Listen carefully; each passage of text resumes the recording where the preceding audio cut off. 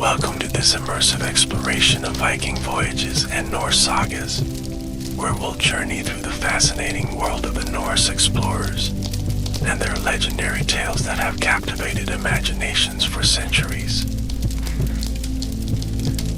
In this extended narration, we'll discover the remarkable seafaring achievements of the Vikings, explore their expansion across Europe and beyond, and delve into the rich literary tradition of Norse sagas.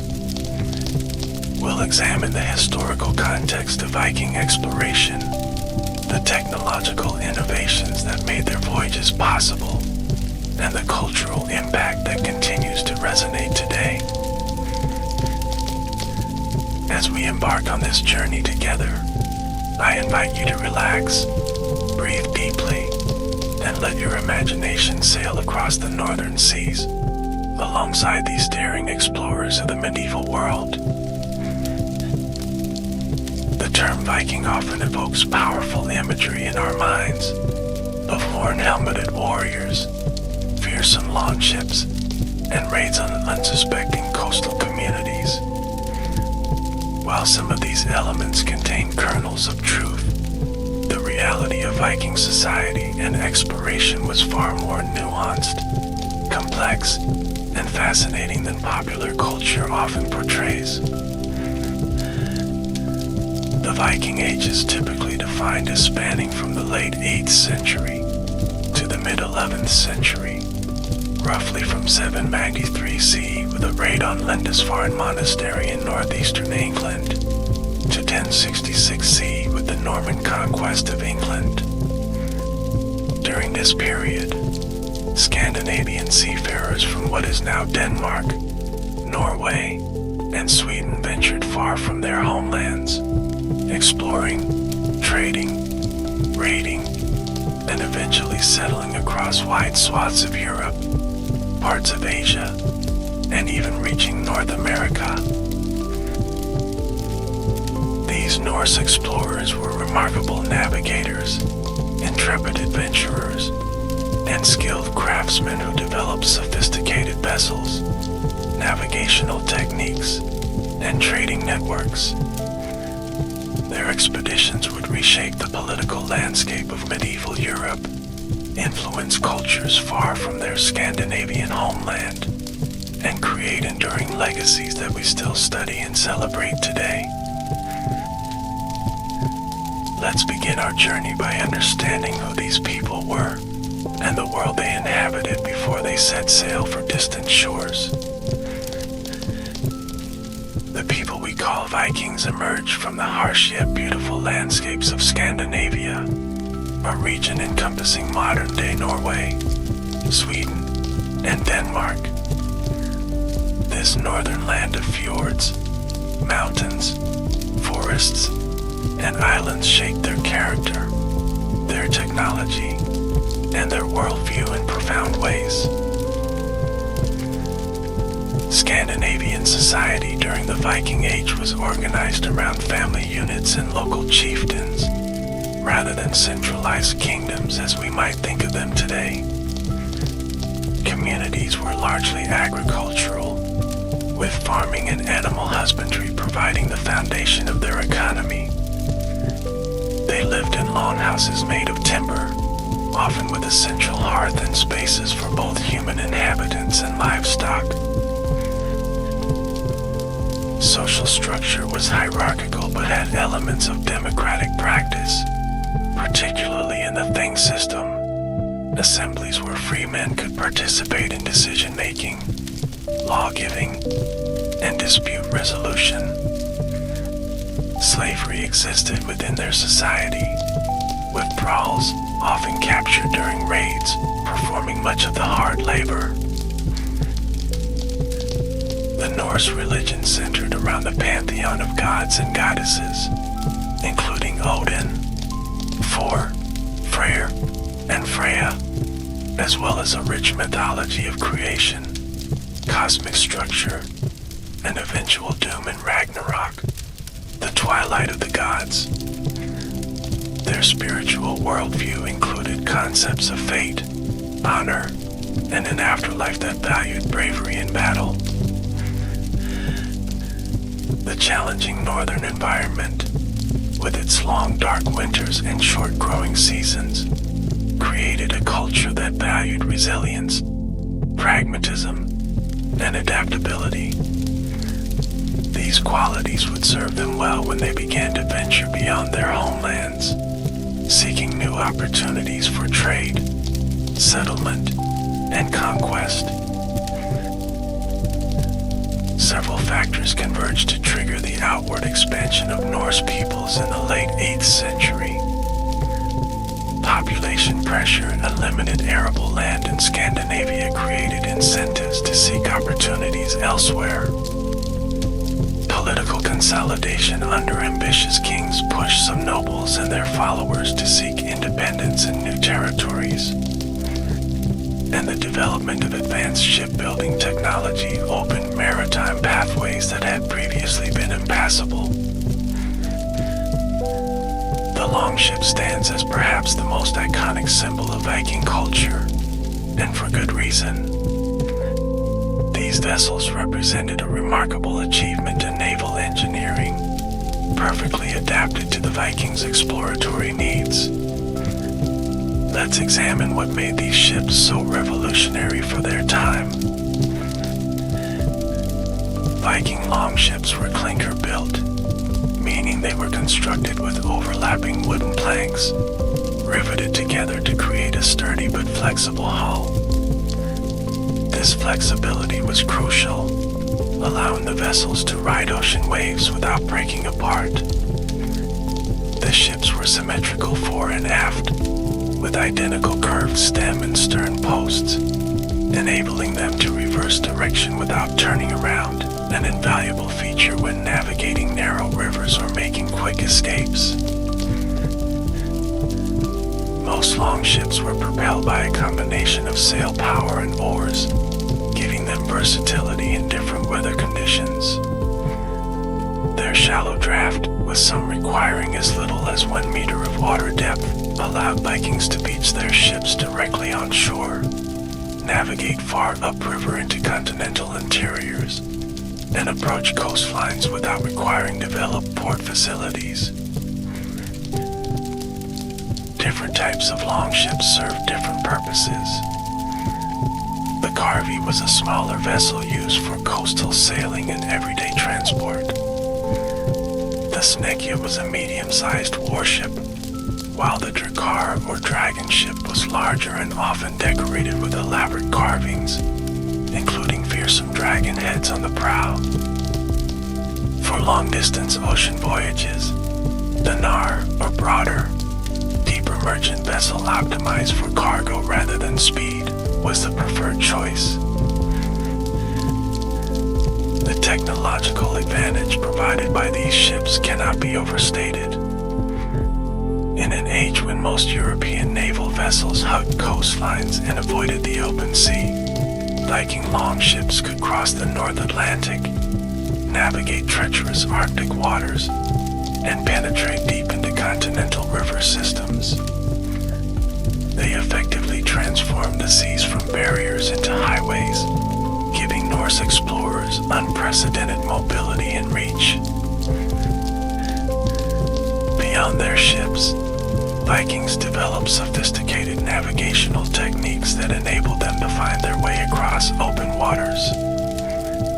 Without compasses or other modern instruments, they relied on intimate knowledge of the sun's position, star patterns, cloud formations, wave patterns, and the behavior of birds and marine life.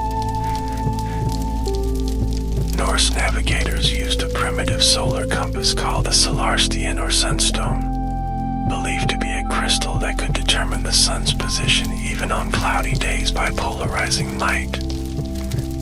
They tracked their position using sailing directions that described coastal landmarks, currents, and approximate sailing times between locations.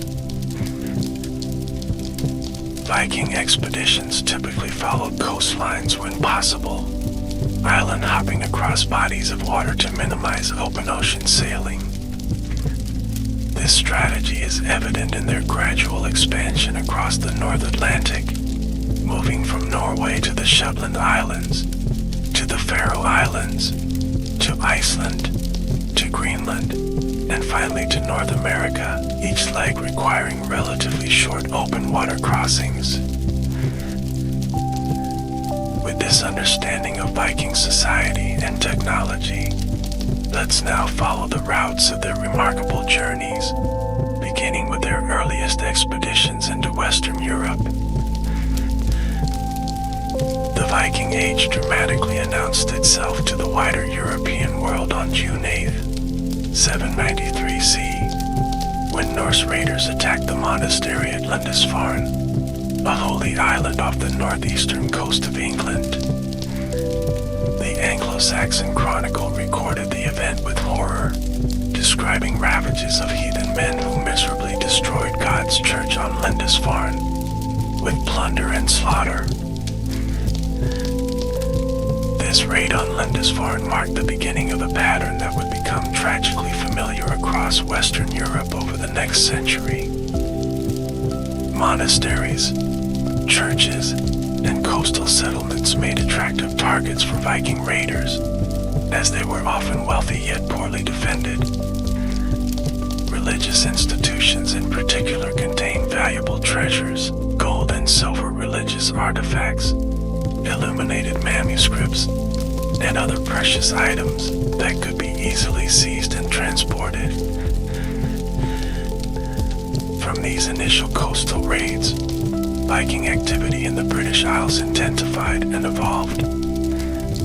By the mid-9th century, Norse forces had shifted from seasonal raiding to conquest and settlement. In 865 CE, a large force known as the Great Heathen Army arrived in East Anglia, beginning a campaign that would eventually overcome most of the Anglo-Saxon kingdoms. By the late 9th century, Vikings controlled much of northern and eastern England, an area that became known as the Danelaw because it followed Danish rather than Anglo-Saxon law. Only the Kingdom of Wessex, under Alfred the Great, successfully resisted complete conquest, eventually pushing back against Norse expansion and beginning the slow process of reconquering the Danelaw. In Ireland, Vikings established coastal trading settlements that would eventually grow into some of the country's major cities, including Dublin, Limerick, Waterford, and Cork. While they never conquered the entire island, their presence fundamentally altered Ireland's political landscape and connected it more closely to European trade networks. Scotland's Hebrides, Orkney, and Shetland Islands came under direct Norse control, remaining so for centuries. These islands developed a distinctive Norse Gaelic culture that persisted long after the Viking Age had ended. In fact, the Orkney and Shetland Islands remained under Norwegian sovereignty until 1472, when they were transferred to Scotland as part of a royal marriage dowry. While conducting raids and establishing settlements in the British Isles, Vikings simultaneously pushed into continental Europe, utilizing Europe's extensive river systems as highways into the interior. The Seine, Loire, Rhine, and other major rivers provided access to wealthy towns and cities far from the coast. The Kingdom of Francia, the predecessor to modern France, suffered particularly intense Viking activity. Paris was besieged multiple times, most notably in 845 CE and again in 885 to 886 CE. To end these destructive incursions, the Frankish King Charles the Simple granted territory in what is now Normandy to a Viking leader named Rollo in 911 CE, on the condition that he convert to Christianity and defend the region against future Viking raids. This territory became the Duchy of Normandy, ruled by Rollo's descendants who quickly adopted adopted French language and customs while maintaining their Norse martial prowess. In one of history's great ironies, these Normans would later conquer England in 1066 under William the Conqueror, effectively bringing the Viking Age full circle, as descendants of Norse raiders took control of the very country their ancestors had once plundered. Viking expeditions also reached the Iberian Peninsula, raiding along the coasts of modern Spain and Portugal, and even entering the Mediterranean Sea. They attacked locations in present-day Italy, North Africa, and possibly as far east as the Levant. These southern raids were generally focused on plunder rather than settlement, as the established kingdoms and emirates of these regions were too powerful to be easily conquered. While Western Viking expansion has received significant attention in popular culture, equally important were the eastern journeys undertaken primarily by Swedish Vikings known as Varangians or Russ. These adventurers followed rivers eastward into what is now Russia, Ukraine, Belarus, and beyond, establishing trade networks and settlements that would have profound historical consequences. The eastern routes primarily utilized the extensive river systems of Eastern Europe, particularly the Dnieper, Volga, and Dvina. Vikings would sail into the Baltic Sea, then navigate upriver as far as possible. When necessary, they would portage their vessels, physically carrying them overland between river systems. This network of rivers gave them access to Constantinople, modern Istanbul, capital of the Byzantine Empire, and to the wealthy Islamic caliphates beyond. Through these connections, they traded northern goods like furs, amber, honey, and slaves for silver, silks, spices, and other luxury items. Archaeological evidence of this extensive eastern trade network comes from the numerous hoards of Arabic silver coins discovered throughout Scandinavia. These dirhams, as the coins are known, testify to the volume and importance of commerce between the Norse and the Islamic world. The Rus Vikings didn't just trade in Eastern Europe, they settled and established political entities. According to the Russian Primary Chronicle, a medieval Slavic text, local tribes invited Varangian leader Rurik to rule over them in 862 CE, establishing the Rurikid dynasty that would rule parts of the region until the 16th century. Rurik's successor Oleg captured Kiev in 882 CE, creating what historians call the Kievan Rus, a medieval state considered a forerunner to Russia, Ukraine, and Belarus. While scholars debate the extent of Norse influence on the development of these early East Slavic states, it's clear that Vikings played a significant role in their political formation and connected them to broader European and Middle Eastern trade networks. Some Varangians even served as elite bodyguards to Byzantine emperors in Constantinople, forming the renowned Varangian Guard. This military unit, known for its loyalty and fighting prowess, protected Byzantine rulers from the 10th through the 14th centuries. The service of Norsemen in this prestigious unit highlights the complex relationship between the Vikings and the sophisticated Byzantine Empire. Perhaps the most famous and far-reaching of all Viking journeys were those into the North Atlantic, where Norse explorers discovered and settled previously uninhabited islands, and ultimately became the first Europeans to set foot in North America. This remarkable chapter of exploration began in the late 9th century and unfolded over several generations. The Norse discovery and settlement of Iceland marks the first major step in this Atlantic expansion. According to the Landnámabók, or Book of Settlements, the first permanent Norse settler in Iceland was Ingolfur Arnarsson, who arrived around 874 CE.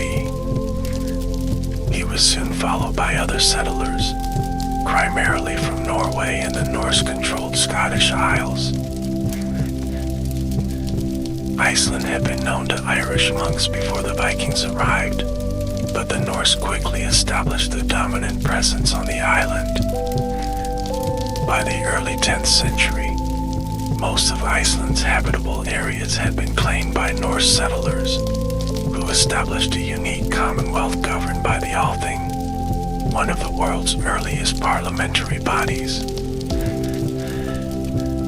The harsh volcanic landscape of Iceland, with its limited timber and agricultural potential, presented significant challenges to settlers. Nevertheless, they adapted their Scandinavian lifestyle to these conditions, developing an economy based on fishing, sheep farming, and limited agriculture. Iceland would become a stronghold of Norse culture, preserving much of the literary and historical tradition that informs our understanding of the Viking Age today. From Iceland, Viking exploration continued westward to Greenland. According to saga accounts, Eric the Red, an Icelandic outlaw, discovered and named Greenland during a 3-year exile from Iceland around 982 CE. The name was supposedly a deliberate marketing ploy to attract settlers to the ice-covered island. Eric returned to Iceland after his exile ended, then led a colonizing expedition to Greenland in 985 CE. Norse settlers established 2 main settlements on Greenland's southwestern coast, known as the Eastern Settlement and Western Settlement. At their peak, these colonies contained perhaps 4,000 to 5,000 inhabitants living in hundreds of farms. Life in Greenland was even more challenging than in Iceland. The growing season was extremely short, timber was scarce, and the settlers were isolated from European markets. They survived through a combination of livestock raising, hunting, and trading valuable Arctic products like walrus ivory, polar bear pelts, and narwhal tusks to European merchants. The Greenland colonies persisted for nearly 500 years, gradually declining in the 14th and 15th centuries before disappearing entirely. The reasons for their ultimate failure remain debated, but likely included climate change during the Little Ice Age, economic isolation as European trade patterns shifted, conflicts with Inuit peoples, and possibly soil erosion from unsustainable farming practices. The final and most remarkable step in Viking Atlantic exploration came around the year 1000 CE, when expeditions from Greenland reached North America. According to the saga of Eric the Red and the saga of the Greenlanders, Leif Erikson, son of Eric the Red, discovered several lands west of Greenland that he named Helluland, likely Baffin Island, Markland, probably Labrador, and Vinland, believed to be Newfoundland. The sagas describe several expeditions to Vinland following Leif's initial voyage, including an attempt at permanent settlement led by his brother Thorvald Eriksson and later by Thorfinn Karlsmey. These settlement efforts ultimately failed, apparently due to conflicts with the indigenous peoples whom the Norse called Skrælings, as well as the challenges of maintaining supply lines across such vast distances. For centuries, these saga accounts of North American discovery were dismissed as legends or exaggerations. However, in 1960, Norwegian archaeologists Helga and Anstein Ingstad discovered the remains of a Norse settlement on Meadows in northern Newfoundland, Canada. Radiocarbon dating confirmed the site was occupied around 1000 CE, providing conclusive evidence that Vikings had indeed reached North America 5 centuries before Columbus.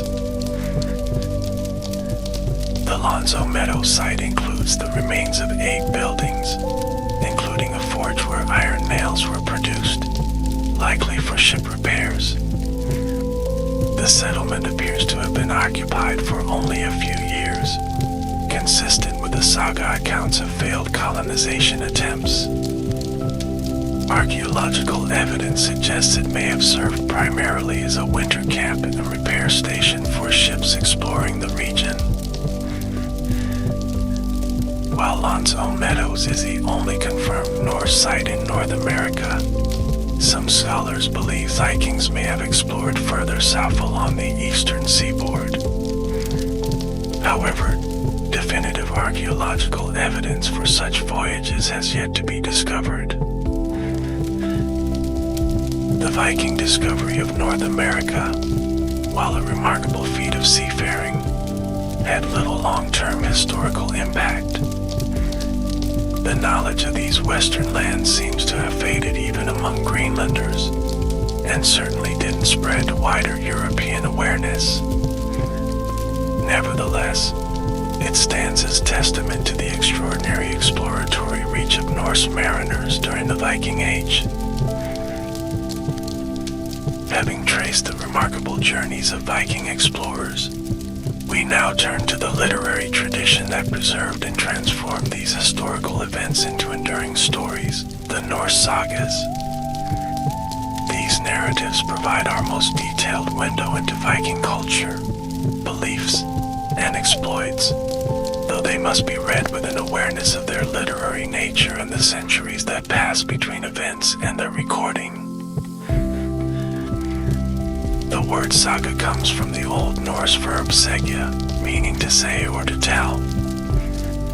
This etymology reflects the origins of these narratives in oral storytelling traditions, passed down through generations before being committed to writing.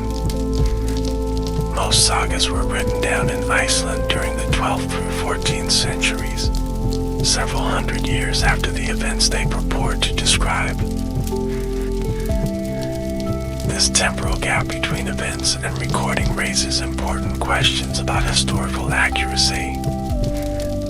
While sagas often contain genuine historical information, they also incorporate folkloric elements, literary conventions, and perspectives shaped by the Christian era in which they were written. Scholars approach them as complex sources that require careful interpretation, neither dismissing them as pure fiction nor accepting them as straightforward history. Sagas encompass several distinct categories, each with different characteristics and historical value. The King's sagas recount the lives and deeds of Scandinavian royalty. The legendary sagas or Fornaldarsögur deal with mythic heroic material from the distant past. The chivalric sagas show continental European influence, featuring knights and courtly themes. Perhaps most valuable for understanding Viking society are the Icelandic family sagas or Islandingasögur, which chronicle the lives, conflicts, and settlements of the early Icelandic settlers from approximately 870 to 1030 CE. These narratives focus on ordinary families rather than kings or mythic heroes, offering insights into everyday Viking Age life, law, and social customs. The family sagas are characterized by a distinctive narrative style, featuring terse, understated prose, psychological complexity, moral ambiguity, and a focus on feuds and conflict resolution. They often begin with genealogical information, establishing the family connections that drive the narrative, then unfold over decades or even generations. Among the most renowned family sagas is Njál Saga, often considered the pinnacle of the genre. This extensive narrative follows a 50-year blood feud in southern Iceland, centering on the friendship between the wise lawyer Njál Forgerson and the warrior gunner Hemundarson. With its complex characterizations, nuanced treatment of honor and vengeance, and tragic inevitability, Njál Saga rivals the great literary works of any culture or period. Eagle Saga recounts the life of the warrior poet Egil Skallagrímsson, a complex figure who embodied both the violent and artistic aspects of Norse culture. The saga follows his family across 3 generations, from Norway to Iceland, and chronicles Egil's contentious relationship with Norwegian royalty, his berserker-like rages, and his gift for skaldic poetry. Laxila Saga offers a more female-centered narrative, focusing on the beautiful and strong-willed Gufrana Asufr's daughter and the tragic love triangle involving her suitors Keratana and Bulli. With its emphasis on emotions, complex motivations, and the consequences of pride and passion, this saga provides particular insight into women's roles and perspectives in Viking society. Grettir's Saga tells the story of the outlaw Grettir Asmundarson, a man of tremendous strength but flawed character who spends much of his life in exile. His struggles against supernatural beings and his years spent surviving alone in the wilds of Iceland create a compelling narrative that bridges heroic legend and psychological realism. For understanding Viking exploration specifically, 2 sagas are particularly important: Greenlanding Saga, the saga of the Greenlanders, and Eric Saga Rotha, the saga of Eric the Red. Together, these narratives provide our primary literary sources for Norse voyages to North America, including accounts of Leif Erikson's discovery of Finland and subsequent settlement attempts. While they describe the same events, these 2 sagas offer different details and attribute discoveries to different individuals, highlighting the challenges of working with saga literature as historical evidence.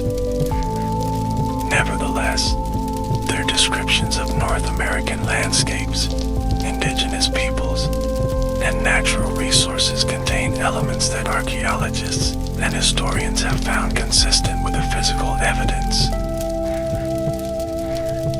The sagas also provide our most detailed window into Viking shipbuilding, navigation techniques, and seafaring practices. They describe how ships were constructed, provisioned, and manned, as well as the challenges faced during long ocean voyages, from storms and sea ice to supply shortages and crew conflicts. Beyond the family sagas, another crucial category of Norse literature is the Konungasigur or King Sagas, which chronicle the lives and reigns of Scandinavian royalty. The most comprehensive of these is Heimskringla, written by the Icelandic chieftain and scholar Snorri Sturluson around 1230 CE. Heimskringla presents the history of Norwegian kings from mythic times through the late 12th century. While earlier sections contain legendary material, the accounts become increasingly historical as they approach Snorri's own time. The collection includes Olaf's Saga Tryggvasonar and Olaf's Saga Helga, detailing the reigns of kings Olaf Tryggvason and Olaf Haraldsson, Saint Olaf, who were instrumental in converting Norway to Christianity. These royal sagas offer valuable insights into the political dimensions of Viking exploration and settlement, including how kings asserted authority over distant territories, managed trade routes, and navigated the transition from Norse paganism to Christianity. They also detail the complex relationships between Scandinavian rulers and those of other European kingdoms during this period of expansion and cultural contact. The legendary sagas or fornaldarsogur represent another important category of Norse literature. These narratives are set in a remote, semi-mythical past before the settlement of Iceland, and typically feature legendary heroes, supernatural elements, and adventures in distant lands. While less historically reliable than other saga types, they preserve older mythic and heroic traditions that illuminate pre-Christian Norse worldviews. Among the legendary sagas, Volsunga Saga stands as particularly significant. This narrative tells the story of the Volsung clan, including the hero Sigurd who slays the dragon Fafnir and awakens the Valkyrie Brunhild. These stories share elements with the continental Germanic tradition of the Nibelungenlied and would later inspire Richard Wagner's Ring Cycle operas. To fully understand Norse culture and mythology, we must also consider the Poetic Edda and Prose Edda, collections that preserve pre-Christian myths, cosmology, and religious concepts. The Poetic Edda comprises mythological and heroic poems from an anonymous manuscript known as the Codex Regius, written down around 1270 CE but containing much older material. The Prose Edda, compiled by Snorri Sturluson around 1220 CE, serves as a handbook for poets and includes systematic presentations of Norse mythology and poetic techniques. Snorri's work represents a conscious effort to preserve traditional knowledge that was fading as Christianity became dominant in Scandinavia. Without its scholarly compilation, much of what we know about Norse mythology would have been lost. A distinctive feature of Norse literature is skaldic poetry, a highly complex verse form composed by court poets called skalds. This poetry employs intricate meters, elaborate metaphors called kennings, and complex word order. Because of its formal constraints, skaldic verses are considered more resistant to alteration during oral transmission than prose, potentially preserving more accurate historical information. Skaldic poems often commemorated specific historical events, battles, and rulers, providing contemporary accounts that predate the written sagas by centuries. When a skaldic verse appears within a saga, it may represent an authentic fragment from the Viking Age embedded within a later narrative framework. Historians therefore pay special attention to these poetic elements when evaluating the historical reliability of saga accounts. The literary quality of the Norse sagas has earned them recognition as major contributions to world literature. Their psychological realism, moral complexity, and narrative sophistication were remarkably advanced for medieval prose. Characters in the sagas are rarely simplistic heroes or villains, but complex individuals with mixed motivations, internal conflicts, and capacity for both noble and ignoble actions. The saga style is characterized by objective, understated narration that avoids direct commentary on characters' thoughts or motives. Instead, psychology is revealed through dialogue and action, requiring readers to interpret subtle cues and implications. Emotional restraint is valued both in characters and narrative voice, creating a distinctive tone often described as laconic or terse. This narrative approach approach is exemplified in famous scenes like Gunnar's decision not to leave Iceland in Njál's saga, sentenced to outlawry and preparing to depart. Gunnar looks back at his homestead and remarks simply, "Fair is the slope, never has it seemed to me so fair, with golden fields and newly mown hay. I will ride back home, and not travel abroad at all." This understated moment, with its unspoken recognition that he is choosing certain death over exile, captures the emotional power and restraint characteristic of saga literature.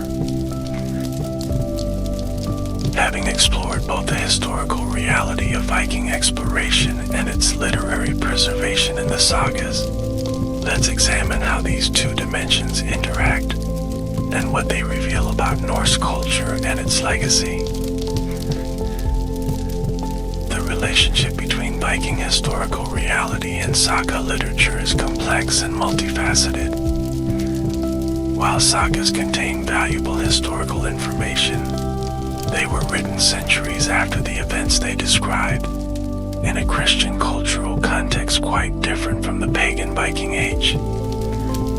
They represent not simple historical records, but cultural memories shaped by subsequent generations' values, interests, and literary conventions.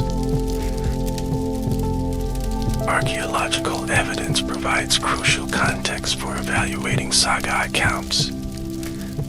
When material findings align with literary descriptions, as with the Lonto Meadows settlement confirming Norse presence in North America, they lend credibility to saga narratives. Conversely, when archaeology contradicts literary accounts, it highlights how sagas may reflect later medieval imagination rather than historical reality. The sagas reveal much about Norse values and worldview, particularly concepts like honor, fate, and reputation. Characters are intensely concerned with how their actions will be perceived and remembered, often making decisions based on what will bring lasting fame rather than immediate advantage. This preoccupation with posthumous reputation reflects a culture where oral memory served as the primary form of immortality. Family and kinship obligations feature prominently in saga narratives, highlighting their central importance in Norse society.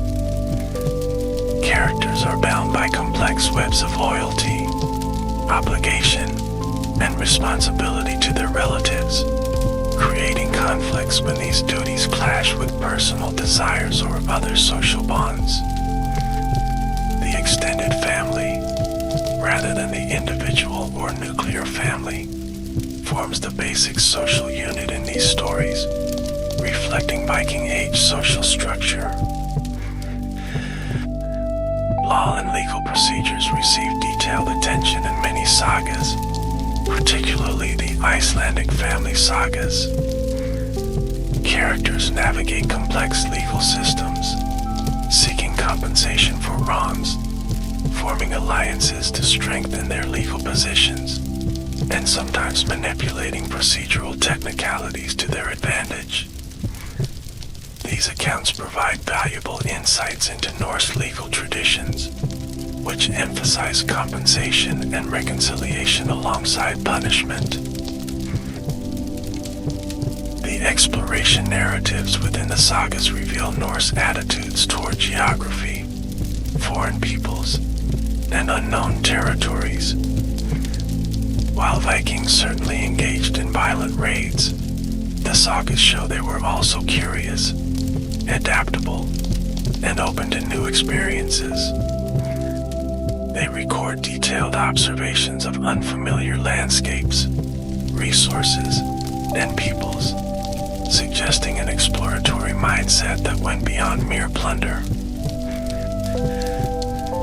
Sagas also document the technological and navigational knowledge that enabled Norse exploration. They describe shipbuilding techniques, sailing practices, and methods for determining direction and location at sea. These accounts complement archaeological findings, helping us understand how Vikings accomplished their remarkable maritime feats with medieval technology. The gradual conversion of Norse society to Christianity forms a major theme in many sagas, particularly the King sagas.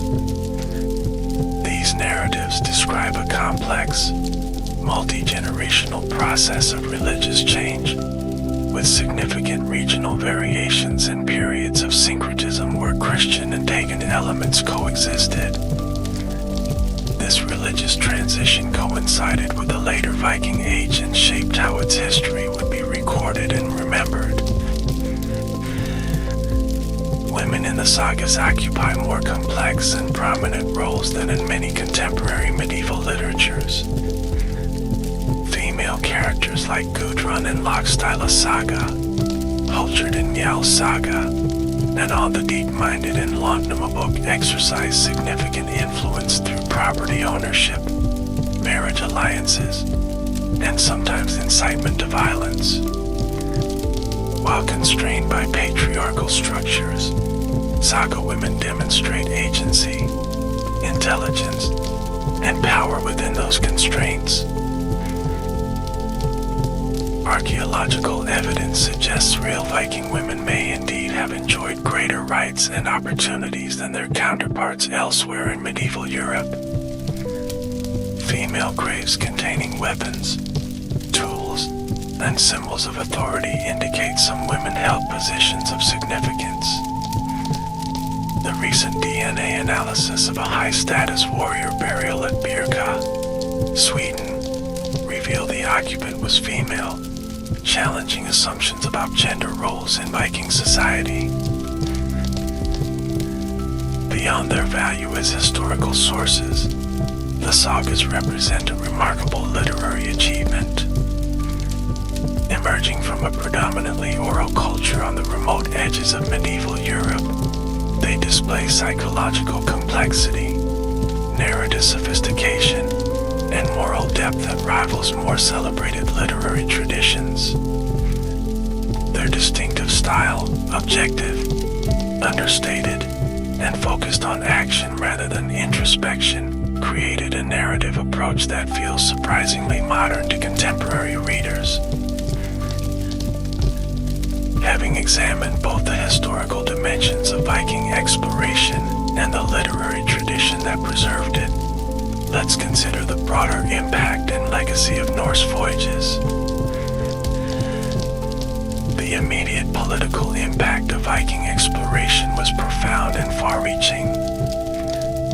Norse expansion fundamentally altered the political landscape of medieval Europe, contributing to state formation in England, France, Russia, and elsewhere.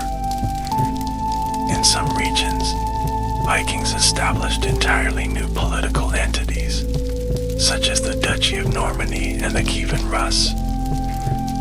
In others, their presence accelerated existing political processes, such as the unification of England under Wessex leadership. The economic impact was equally significant. Viking traders established new commercial networks connecting northern Europe with the Mediterranean, Byzantium, and the Islamic world. They revitalized old Roman trade routes, established new market towns and trading centers, and integrated previously peripheral regions into medieval economic systems. Dublin, York, Kiev, and Novgorod are among the many cities whose early development was shaped by Norse commercial activity. Culturally, Viking expansion created opportunities for exchange and synthesis between Norse traditions and those of other societies. This influence is perhaps most evident in language. Old Norse contributed hundreds of words to English, including common terms like sty, egg, leg, window, husband, and knife.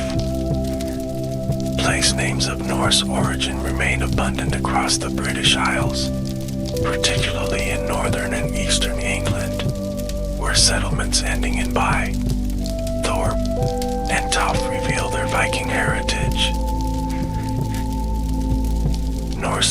concepts influenced the development of law in several regions, particularly England, where concepts from Danelaw were eventually incorporated into the broader English legal tradition. Artistic styles also flowed between cultures, with Norse decorative motifs influencing art in the British Isles, while Christian artistic traditions gradually transformed Norse visual expression. In terms of genetic legacy, DNA studies have revealed significant Norse contributions to the populations of several regions, particularly the British Isles, Normandy, and parts of Eastern Europe. The Orkney and Shetland Islands show particularly strong Norse genetic heritage, reflecting their long history as Scandinavian territories. The Viking discovery of North America, while remarkable, had limited immediate historical impact. Norse settlements in Vinland were short-lived, and knowledge of these western lands didn't spread to wider European awareness. When Columbus crossed the Atlantic nearly 500 years later, he was unaware of the Norse precedent. Nevertheless, the Viking voyages to North America represent a significant chapter in the history of human exploration and stand as testimony to Norse maritime capabilities. The end of the Viking Age came gradually rather than suddenly, with several factors contributing to its conclusion. The consolidation of strong, centralized kingdoms in Scandinavia reduced the independence of chieftains who had previously led raids and expeditions. The adoption of Christianity brought Scandinavian societies into the mainstream of European culture and politics, diminishing their distinct identity as outsiders. Improved defenses in potential target regions made raiding less profitable, while the integration of Norse settlers into local populations reduced the distinction between Vikings and their neighbors. By the mid-11th century, Scandinavians were participating in European affairs more as conventional medieval kingdoms than as Viking raiders or explorers.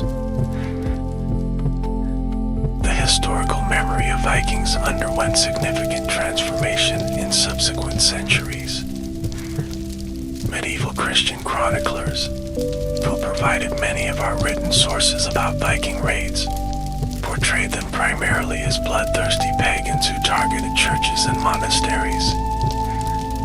This perspective, while reflecting the genuine trauma of communities that suffered Viking attacks, presented a one-dimensional view that ignored the complexity of Norse society and culture. During the Romantic period of the 18th and 19th centuries, interest in Vikings revived as part of a broader fascination with medieval and primitive cultures. Nordic scholars began systematically studying and publishing saga literature, while artists and composers incorporated Viking themes into their works. This period saw the emergence of a more heroic, nationalistic image of Vikings, sometimes exaggerating their achievements and virtues. Unfortunately, Viking imagery was later appropriated by nationalist and racist movements, particularly during the Nazi era, when Germanic and Norse symbols were misused to support ideologies of racial superiority. This misappropriation created problematic associations that scholars and cultural institutions have worked to address in recent decades. Contemporary scholarship offers a more nuanced understanding of Viking history and culture, recognizing both the violence inherent in Norse expansion and the sophisticated cultural, artistic, and technological achievements of Viking society. Archaeological discoveries continue to refine our knowledge, sometimes challenging long-standing assumptions about Norse life and exploration. popular culture maintains a fascination with Vikings, though often with significant historical inaccuracies. Films, television series, and video games frequently depict Vikings wearing horn helmets, an image with no historical basis, and may exaggerate either their brutality or their modern sensibilities, depending on the creator's intent.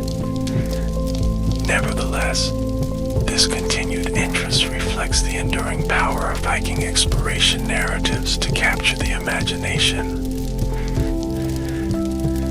As we've seen throughout this exploration, the story of Viking voyages represents one of history's most remarkable chapters of human mobility, adaptation, and cultural exchange.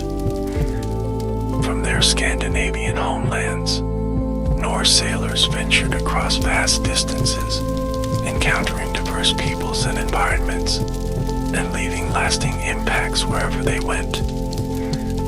Their achievements in shipbuilding, navigation, and exploration rank among the most significant maritime accomplishments of the pre-modern world. The literary legacy preserved in the sagas offers us an unusually intimate window into this society, providing not just accounts of historical events, but insights into how the Norse understood themselves and their place in the world. These narratives reveal a culture that valued exploration and adventure, prized individual achievement while recognizing communal obligations, and sought to preserve memory and reputation across generations. For modern readers and listeners, Viking exploration narratives continue to resonate because they speak to fundamental human experiences, the desire to discover what lies beyond the horizon, the challenges of encountering the unfamiliar, and the complex negotiation between different cultural values and practices. In studying these journeys, we gain perspective not only on an important historical period, but on enduring aspects of the human condition. Now, let's delve deeper into some specific aspects of Viking exploration that deserve further attention, beginning with the technological innovations that made their voyages possible.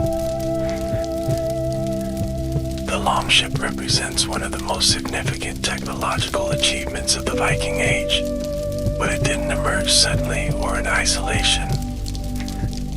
It evolved from earlier Northern European boat-building traditions, with each generation of shipwrights improving upon previous designs. Archaeological discoveries of ships like the Olsberg, Gokstad, and Thun vessels preserved in Norwegian burial mounds have provided detailed information about their construction techniques. Viking shipbuilders employed a method called clinker or lapstring construction, where wooden planks were overlapped and fastened with iron rivets. The planks were split, knots on, from logs, following the wood's natural grain to maximize strength and flexibility. The keel, a mass of timber running the length of the vessel's bottom, provided longitudinal strength, while crossbeams connected the sides and supported decking. Ships were typically built shell first, meaning the external hull was constructed before internal framing, unlike later shipbuilding methods that began with a rigid frame. This approach produced vessels with incredible flexibility, allowing them to twist and flex with ocean waves rather than fighting against them. This quality was critical for surviving the harsh conditions of the North Atlantic. Longships came in various sizes and configurations depending on their intended purpose. The smallest were fairing, with just 4 oars, used for fishing and local transport. Carvey were medium-sized vessels with 6 to 16 oar positions, suitable for coastal voyages and smaller raiding parties. Snekja and Skate were larger warships with 20 or more positions, designed for speed and carrying capacity. While warships optimized for speed and maneuverability captured popular imagination, merchant vessels known as nar were equally important to Viking exploration. These broader, deeper ships sacrificed speed for cargo capacity and seaworthiness, making them suitable for long Atlantic crossings. Archaeological evidence suggests nar could carry 20 to 30 tons of cargo, plus crew, livestock, and provisions for extended voyages. Propulsion systems combined rowing and sailing capabilities, providing versatility in different conditions. The single square sail, typically made from woven wool treated with animal fat for waterproofing, was primarily effective when running before the wind. When winds were unfavorable or absent, crews would take to the oars, sometimes rowing for days to reach their destination. Viking vessels lack some features we might consider essential for oceanic travel. They had no dedicated sleeping quarters, enclosed cabins, or fixed tables for food preparation. Crews slept on deck or on their sea chests, cooked in simple fireboxes when weather permitted, and endured significant exposure to the elements. These conditions made long-distance voyages physically demanding experiences that required exceptional hardiness. Despite these seemingly primitive conditions, Norse ships achieved remarkable performance metrics. Experimental archaeology using reconstructed longships has demonstrated they could achieve speeds of 10 to 15 knots under optimal conditions, comparable to modern sailing vessels. Their shallow draft allowed them to navigate rivers and beach directly on shorelines, eliminating the need for developed harbor facilities. The navigational techniques employed by Viking sailors were sophisticated despite the absence of magnetic compasses or nautical charts. They relied on intimate knowledge of the sun's position, star patterns, and the behavior of birds, fish, and marine mammals to determine location and direction. Some accounts suggest they used a bearing dial or primitive sundial to establish latitude, and possibly a sunstone, Iceland spar, that could locate the sun's position on cloudy days through polarized light. For coastal navigation, Vikings relied on knowledge of landmarks, currents, and tidal patterns. This information was transmitted orally through sailing directions that described coastal features, harbors, and hazards. The relative proximity of islands in the North Atlantic, creating a series of shorter crossings rather than one enormous fleet, made their western expansion more feasible. The Viking capacity for ship repair and maintenance during long voyages was crucial to their exploration success. Archaeological evidence from Lonzo Meadows in Newfoundland indicates the site functioned partly as a ship repair station, with a forge for producing iron nails to replace those lost through the working of the wooden hull. The ability to repair vessels far from home allowed for more extended and daring voyages than would otherwise have been possible. Beyond maritime technology, Vikings also developed specialized equipment for northern exploration. Archaeological finds include ice crampons for walking on frozen surfaces, specialized winter clothing made from wool and animal skins, and sophisticated hunting tools adapted for Arctic conditions. These innovations enabled them to establish settlements in the challenging environments of Iceland and Greenland. The technological achievements of Viking shipbuilders and navigators represent a high point in pre-modern maritime capability. Without instruments or formal scientific understanding, They developed vessels and techniques that allowed them to cross the world's most dangerous seas, navigate through ice-filled waters, and establish trade and settlement over distances that would not be regularly traversed again until the age of exploration centuries later. Another aspect of Viking exploration worth examining more closely is their complex pattern of interaction with indigenous peoples they encountered. These interactions ranged from violent conflict to peaceful trade and cultural exchange, revealing much about both Norse attitudes toward outsiders and the responses of various societies to these northern newcomers. In the British Isles, initial Viking contact was overwhelmingly hostile, characterized by raids against poorly defended coastal communities and religious institutions. Contemporary accounts from Anglo-Saxon, Irish, and Frankish sources describe the terror inspired by Norse attacks, which seemed to come without warning and targeted sites previously considered safe from military threat. The psychological impact of these raids was magnified by their apparent sacrilege, as Vikings showed no hesitation in plundering churches and monasteries, killing clergy, and destroying religious objects. To Christian communities, these actions represented not just material loss but spiritual assault, sometimes interpreted as divine punishment for sins. As Vikings transitioned from raiding to settlement, patterns of interaction became more complex. In England, the established Anglo-Saxon kingdoms initially attempted military resistance, but most were eventually overcome by Norse armies. The subsequent establishment of the Danelaw created a situation where Anglo-Saxon and Norse populations lived side by side, gradually intermarrying and developing shared cultural practices.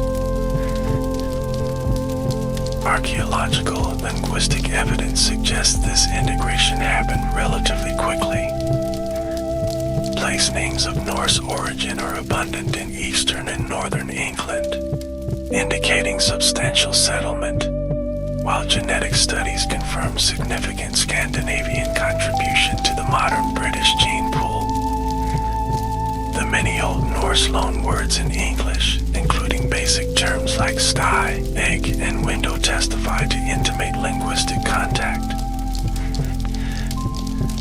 In Ireland, Vikings established coastal trading towns like Dublin, Wexford, and Waterford, but never conquered the interior. This created a different dynamic, where Norse settlers remained distinctly separate from the native Irish population for generations, though gradually a hybrid Norse-Gaelic culture emerged in coastal regions. These Hiberno-Norse communities maintained connections with both Scandinavian homelands and local Irish kingdoms. In the northern Isles of Scotland, Orkney, and Shetland, Norse settlement was so comprehensive that the island's original Pictish culture and language disappeared entirely, replaced by Norse culture and Norn, a West Norse language that survived until the 18th century.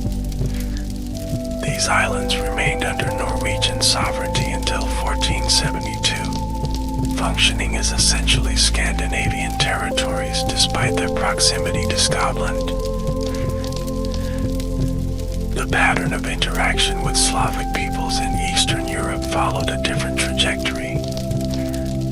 According to the Russian Primary Chronicle, Slavic tribes actively invited Varangian, Swedish Viking leaders to rule over them, seeking to end internal conflicts.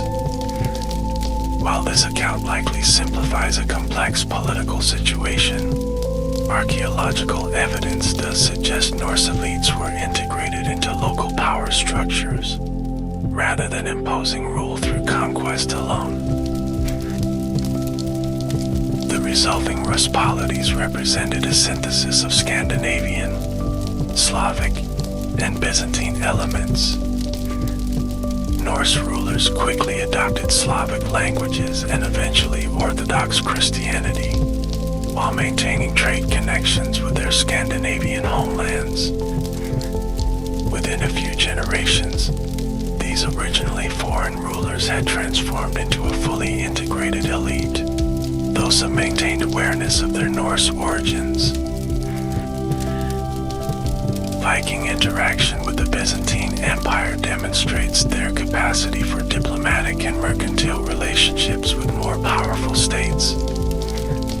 After initial raids against Byzantine territories, Norse leaders recognized greater profit in serving as trading partners and military allies. The Byzantine emperors, recognizing the fighting prowess of Norse warriors, recruited them into the elite Varangian Guard, where they served with distinction for centuries. Perhaps most intriguing are Norse interactions with indigenous North American peoples, whom they called Scrallings. The sagas describe both trade and conflict with these groups, whom scholars believe were either Beothuk or Thule Inuit, depending on the specific location and timing.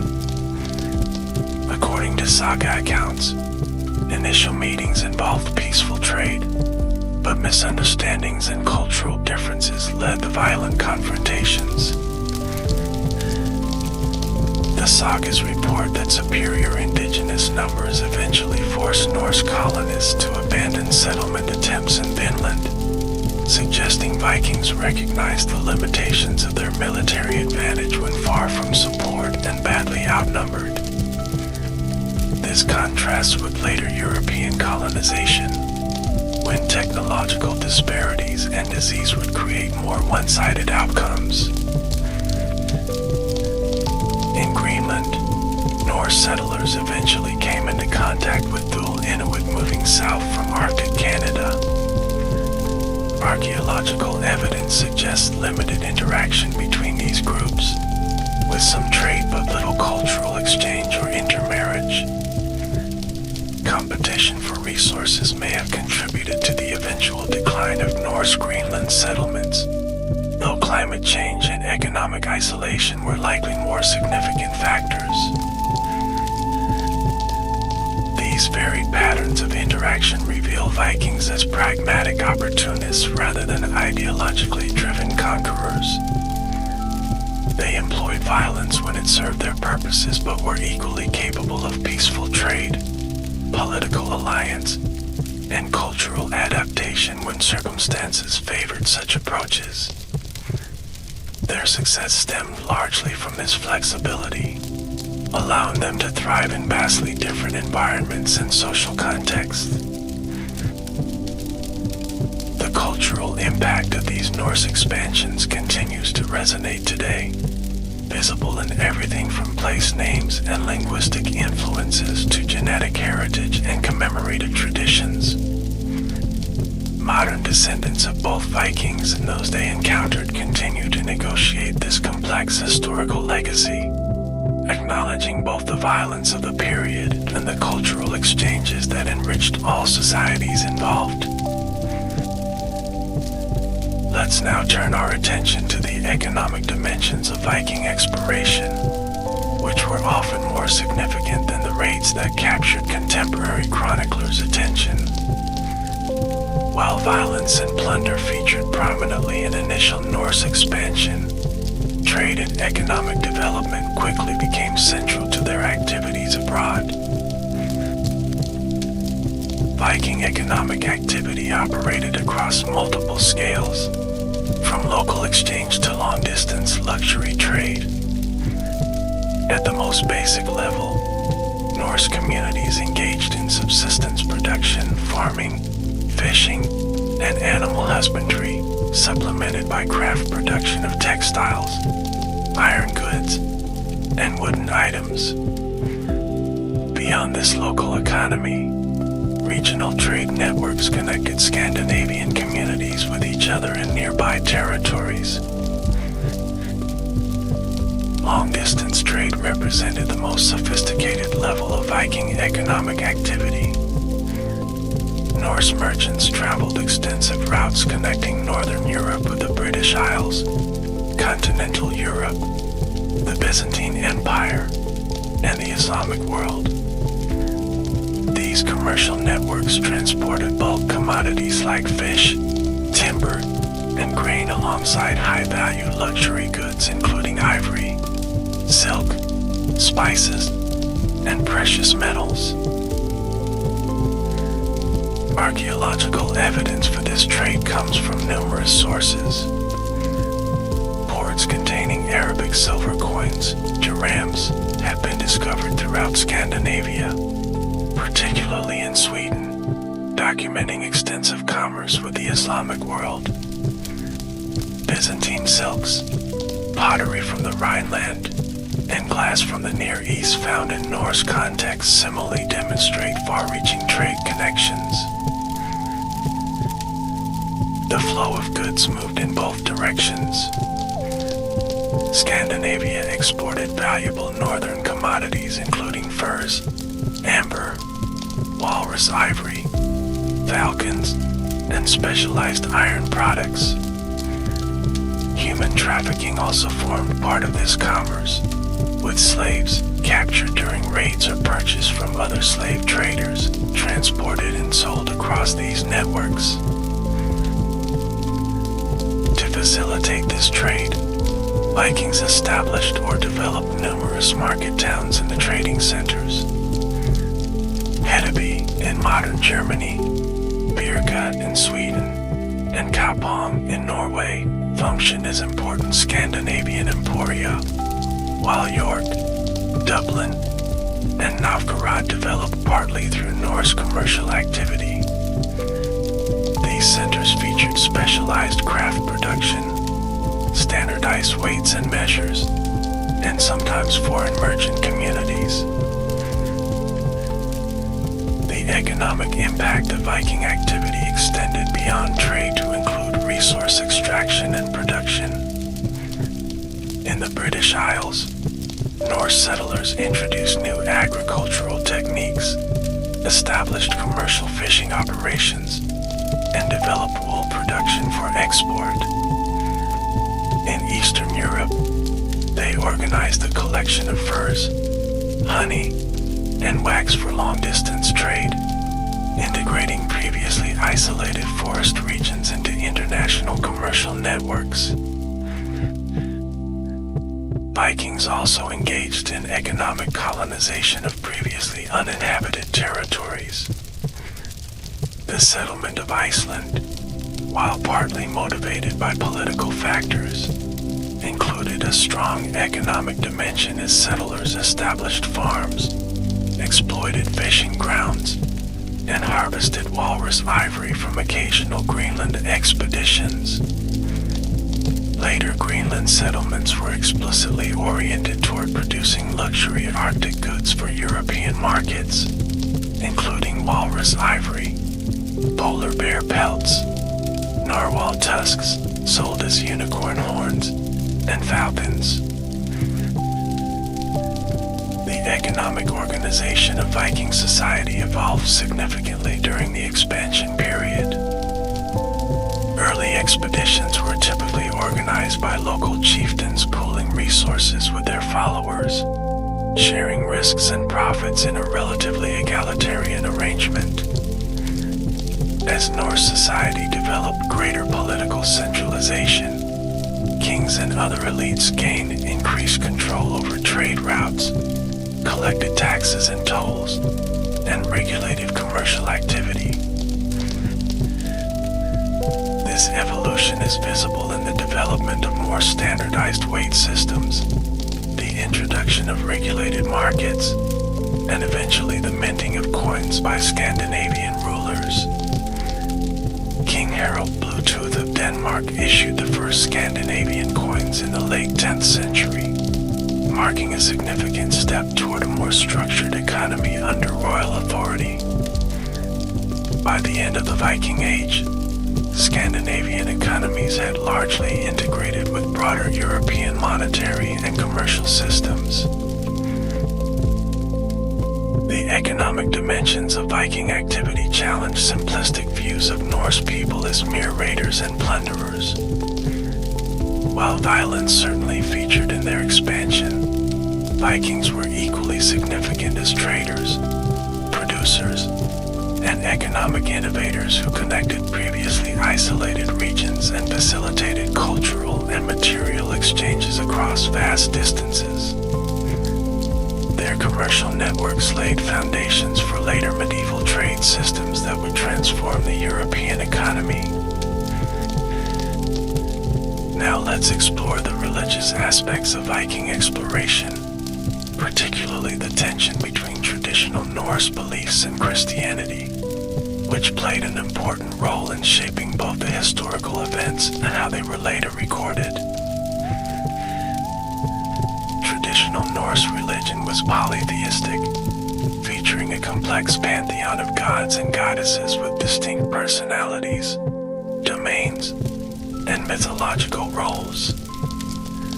Major deities included Odin, god of wisdom, poetry, death, and battle, Thor, god of thunder, strength, and protection of humanity, and Freyr and Freya, divine siblings associated with fertility, abundance, and various forms of magic. Beyond these well-known figures, Norse cosmology included numerous other beings, including the Jagnar, giants, dwarves, elves, and various land spirits. The universe was conceived as a complex structure centered around Yggdrasil, the world tree, whose branches and roots connected different cosmic realms including Asgard, home of the gods, Midgard, the human world, and Hell underworld. Religious practice took various forms, including formal sacrifices called blood, where animals or valuable goods were offered to specific deities, as well as more personal devotional practices. Archaeological evidence and saga accounts suggest these rituals often occurred in sacred groves, near distinctive natural features, or in specialized buildings called hof. Unlike Christianity, Norse religion had no centralized authority or standardized dogma, allowing for significant regional and personal variation in beliefs and practices. This religious system traveled with Norse explorers and settlers, adapting to new environments and challenges. Archaeological evidence of Thor's hammer amulets, ceremonial deposits, and other religious artifacts appears throughout areas of Viking settlement, while place names preserving references to Norse deities dot landscapes from England to Iceland. In newly settled territories, colonists established sacred spaces and continued traditional practices, maintaining cultural connections with their homelands. The Viking Age coincided with the ongoing Christianization of Europe, creating inevitable religious tensions and exchanges. Early Viking raids specifically targeted Christian institutions, not just because they contained valuable treasures, but possibly also reflecting religious antagonism, as Christian missionaries had been active in Scandinavia before the Viking Age began.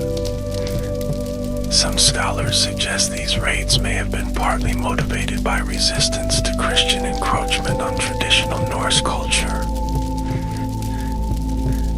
As Vikings settled in Christian territories and established long-term trading relationships, religious interaction intensified. Some Norse people adopted Christianity for practical reasons, facilitating trade, political alliances, or settlement, while maintaining private adherence to traditional beliefs. Others experienced genuine conversion, embracing Christian theology and practice, sometimes while incorporating elements of their previous religious worldview. The official conversion conversion of Scandinavian kingdoms occurred gradually between the 10th and 12th centuries. Denmark became officially Christian under Harald Bluetooth in the 960s, Norway under Olaf Tryggvason and Olaf Haraldsson in the late 10th and early 11th centuries, and Sweden somewhat later, with the process still ongoing in the 12th century. These royal conversions often involved political calculation as much as spiritual conviction, as Christian identity facilitated diplomatic relations with European powers. Iceland's conversion followed a unique path reflecting its decentralized political structure. After growing religious tensions between pagan and Christian factions, the matter was settled at the Althing National Assembly around the year 1000 CE. The law speaker Thorgeir Thorkelson, after meditating under a fir cloak for a day and night, delivered a pragmatic decision that the country would officially adopt Christianity while allowing private pagan practice to continue temporarily. The process of conversion in Norse territories involves significant syncretism and gradual transition rather than abrupt change. Archaeological evidence reveals hybrid practices, such as burials containing both Christian crosses and Thor's hammers. Place names, folk traditions, and calendar customs preserved elements of pre-Christian belief long after formal conversion, some persisting in rural areas into the modern era. Christian institutions played an important role in recording and preserving knowledge of the Viking Age, but this preservation came with significant filtering and reinterpretation. Most sagas were written down by Christians, often clerics, who approached pre-Christian subject matter with varying degrees of sympathy, understanding, or condemnation. This creates interpretive challenges for modern readers seeking to understand authentic Viking Age perspectives. Snorri Sturluson, the most important recorder of Norse mythology and saga material, exemplifies this complex position. Writing in 13th century Christian Iceland, Snorri approached pagan myths with scholarly interest rather than devotional belief. In the prologue to his Prose Edda, he offers a humoristic interpretation, suggesting Norse gods were actually exceptional human beings later deified through misunderstanding. Nevertheless, Snorri and other saga writers preserve substantial information about pre-Christian Norse worldviews, even while framing them within Christian literary conventions. The result is a fascinating corpus that reflects both authentic Viking Age traditions and the medieval Christian context of their recording, requiring careful analysis to distinguish these layers. Religion significantly influenced how Viking exploration and settlement would be remembered and recorded. Christian chroniclers emphasized Norse violence against religious institutions, while later saga writers attempted to reconcile their pagan ancestors' achievements with their own Christian worldview. This tension continues to shape modern interpretations of the Viking Age, as scholars work to understand Norse religion on its own terms while recognizing the Christian filter through which much of our knowledge comes. Let's now turn our attention to Norse Greenland, perhaps the most remarkable and ultimately tragic chapter in the story of Viking exploration. The Norse colonies in Greenland represented the most challenging environment ever settled by Europeans before the modern era, and their eventual failure raises fascinating questions about human adaptation, cultural flexibility, and the limits of Viking expansion. According to saga accounts, Greenland was discovered by Eric the Red during a 3-year exile from Iceland for manslaughter. After exploring the southwestern coast, Iceland in 985-986 CE and organized a colonizing expedition comprising 25 ships, though only 14 are reported to have completed the journey. These initial settlers established what would become known as the Eastern Settlement in modern Julian-Ehab district, with a later expansion creating the Western Settlement near present-day Nuuk. Archaeological investigations have confirmed the Sata chronology, revealing nearly 500 Norse farms, 16 churches, and 2 monasteries across both settlements. At their peak, these colonies probably supported 4,000 to 5,000 inhabitants, making them a significant outpost of European civilization in an Arctic environment.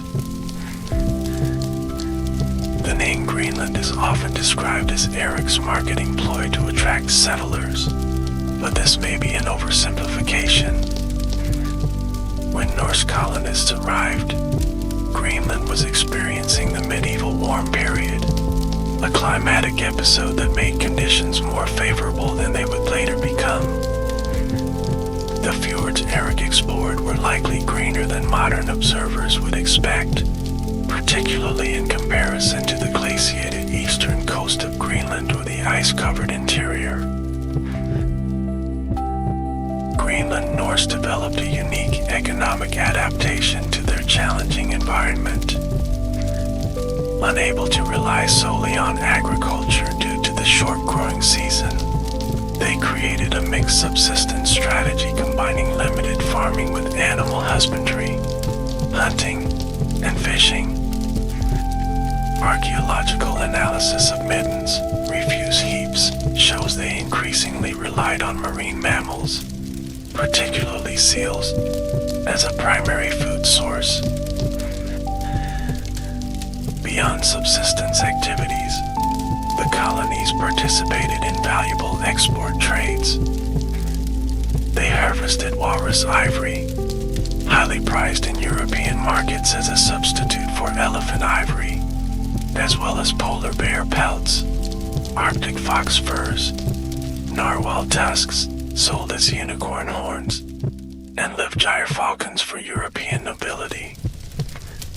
These luxury products justify the challenging annual voyages between Greenland and Europe, maintaining the colony's connection to their cultural homeland.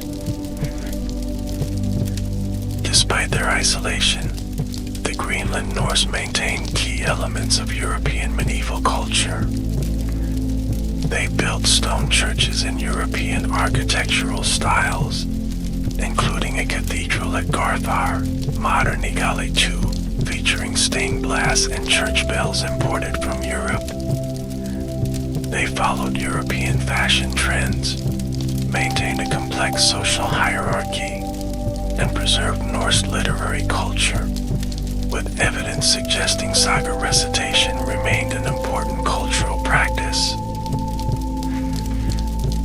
Christianity played a central role in Greenland Norse society. Eric the Red himself reportedly remained pagan, but his son Leif introduced Christianity around 1000 CE, and the religion quickly became established. By the 12th century, Greenland had become sufficiently important to merit its own bishop, with the Diocese of Garthar established in 1126 CE. Archaeological excavations of churches and their associated cemeteries reveal sophisticated religious practices aligned with European standards. During their explorations from Greenland, Norse sailors encountered indigenous peoples they called Scrowlings. In the north, these were Thule Inuit, ancestors of modern Greenlandic Inuit, who had recently arrived from Canada. Archaeological evidence suggests limited interaction between Norse and Inuit in Greenland, with some trade but little cultural exchange or intermarriage. The Greenland colonies maintained their European connection through a regular shipping contact, with perhaps 1 or 2 vessels annually making the dangerous voyage from Norway or Iceland. These ships brought essential supplies unavailable locally: iron, timber, tar, rain, and European luxury goods, while carrying away Greenland's valuable Arctic products. This tenuous lifeline was crucial for colonial survival, both materially and psychologically. After nearly 500 years of continuous settlement, the Norse colonies in Greenland disappeared in the late 15th century, with the western settlement abandoned around 1350 CE and the eastern settlement sometime after 1408 CE, when the last known European visitors recorded a Christian marriage there. The fate of the last colonists remains one of history's enduring mysteries, with no definitive evidence of their ultimate end. Multiple factors likely contributed to the colony's decline.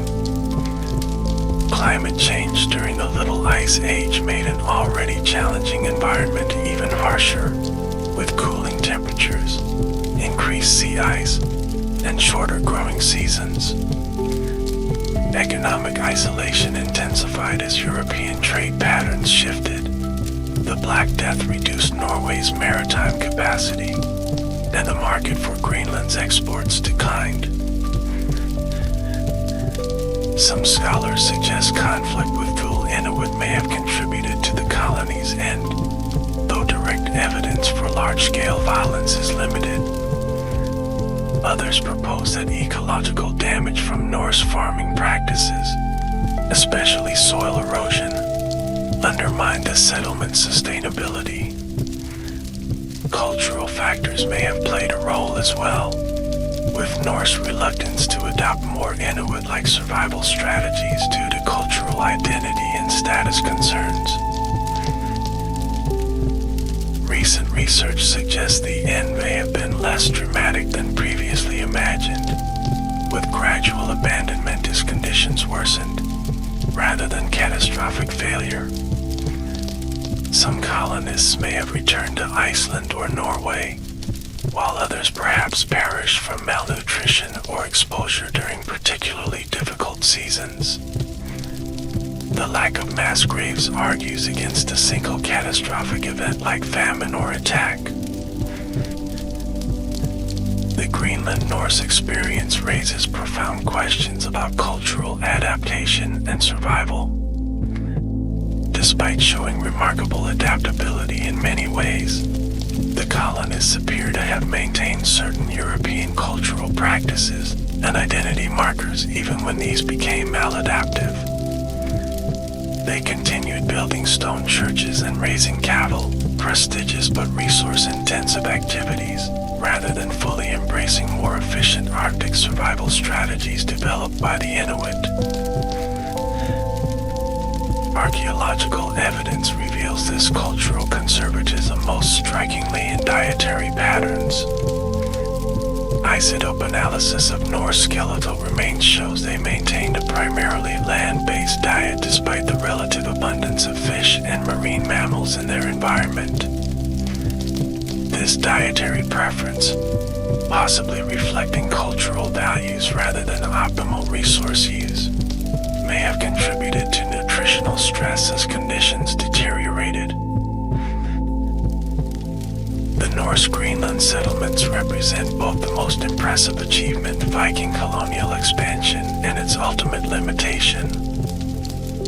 They demonstrate extraordinary human adaptability in establishing European civilization in an Arctic environment, yet also show how cultural factors can constrain adaptation when environments change beyond certain thresholds.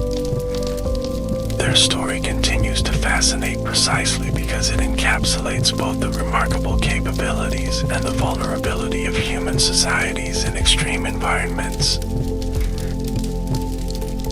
Let's shift our focus now to examine how Viking exploration and the Norse saga tradition have influenced modern culture, from literature and art to popular entertainment and national identities.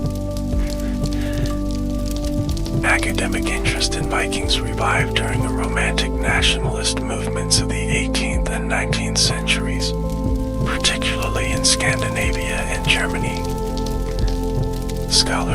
systematically collecting, editing, and publishing saga manuscripts, while artists and composers incorporated Norse themes into their work. This period established Vikings as symbols of national heritage, particularly for the emerging nation-states of Denmark, Norway, and Sweden. The Swedish artist August Malmström and the Norwegian Peter Nikolai Arbo created dramatic paintings depicting scenes from Norse mythology and Viking history, helping establish visual conventions that would influence later representations. German composer Richard Wagner incorporated Norse mythological elements into his monumental Ring Cycle operas, though drawing more heavily on the continental dramatic tradition of the Nibelungenlied than on Scandinavian sources. In literature, Viking themes appeared in works by major authors including Sir Walter Scott, whose novel The Pirate, 1822, featured Norse elements, and Henry Wadsworth Longfellow, who published the saga of King Olaf as part of his Tales of a Wayside Inn. William Morris and Eric Magnuson produced influential English translations of Norse sagas, introducing them to a wider audience, while Victorian writers increasingly incorporated Norse mythology into poetry and prose. Unfortunately, the late 19th and early 20th centuries also saw Norse imagery appropriated by nationalist and racist ideologies.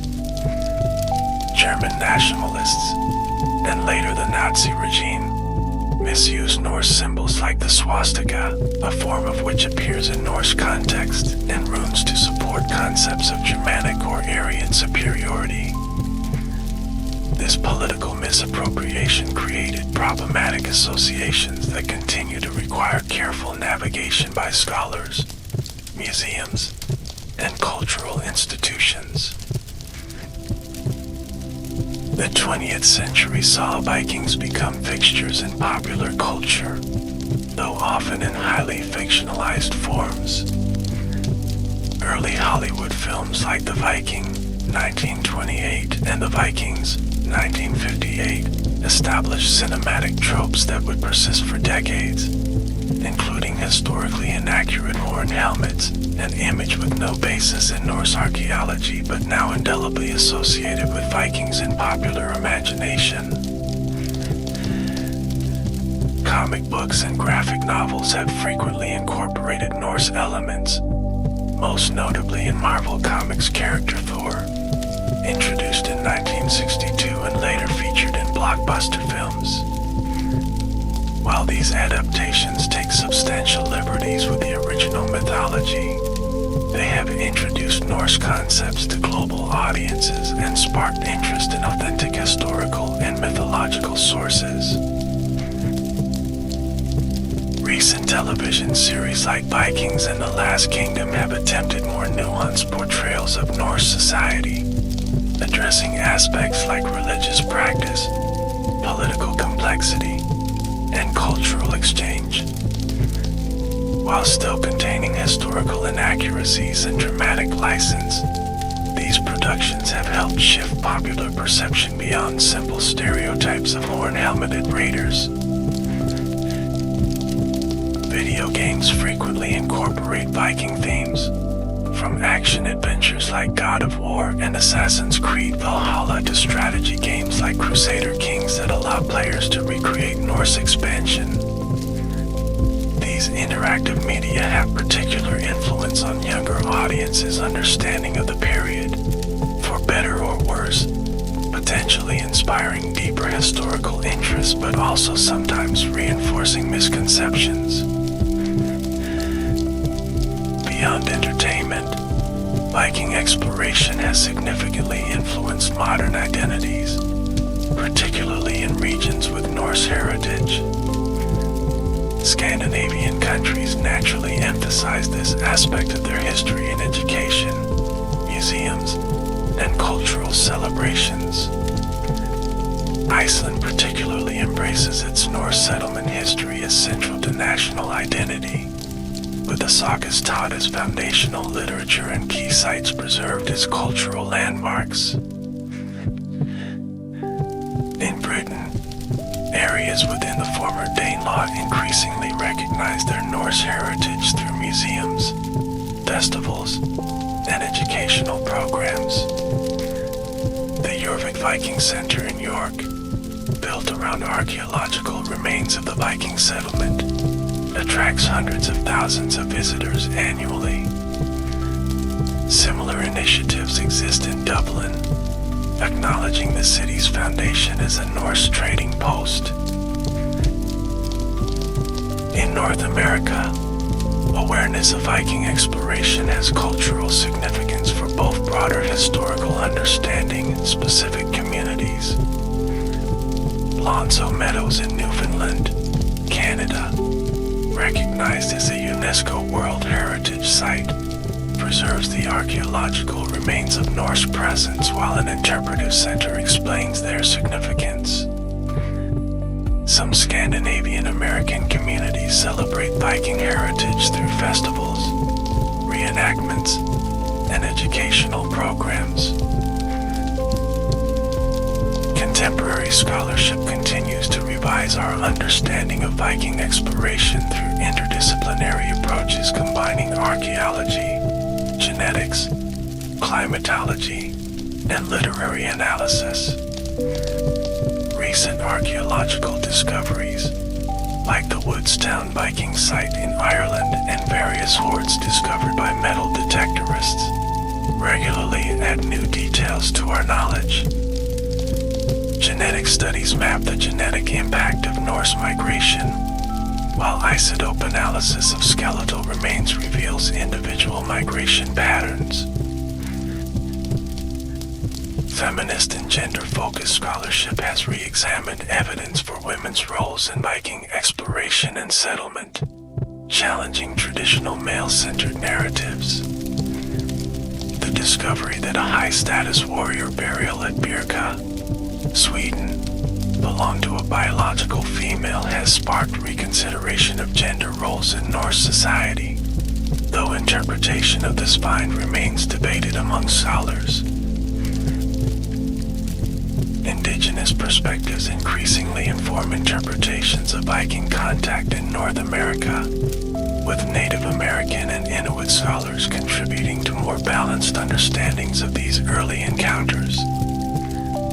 This approach recognizes indigenous peoples as active agents rather than passive recipients in cross-cultural exchanges, acknowledging their technological adaptations and diplomatic strategies when dealing with Norse visitors. Climate science provides crucial context for understanding Viking expansion and contraction, particularly regarding the Norse North Atlantic settlements. Ice core samples, tree ring data, and other paleoclimatic evidence help reconstruct the environmental conditions that both facilitated initial exploration during the medieval warm period and challenged later settlements during the Livell Ice Age. Digital humanities approaches are making Norse literature more accessible than ever, with projects digitizing saga manuscripts, creating searchable databases of text, and developing virtual reconstructions of Viking ships and settlements. These resources democratize access to primary sources and research tools, allowing broader engagement with Viking history beyond academic circles. The story of Viking exploration continues to resonate because it speaks to fundamental human experiences, the desire to discover what lies beyond known horizons, the challenges of adapting to unfamiliar environments, and the complex negotiation between different cultural values and practices. It reminds us of human ingenuity and adaptability, while also highlighting the environmental and cultural factors that constrain even the most ambitious explorations. As we conclude this extended exploration of Viking voyages and Norse sagas, It's worth reflecting on why these medieval northern explorers continue to capture our imagination over 1,000 years after their journeys. The Vikings represent a fascinating historical paradox.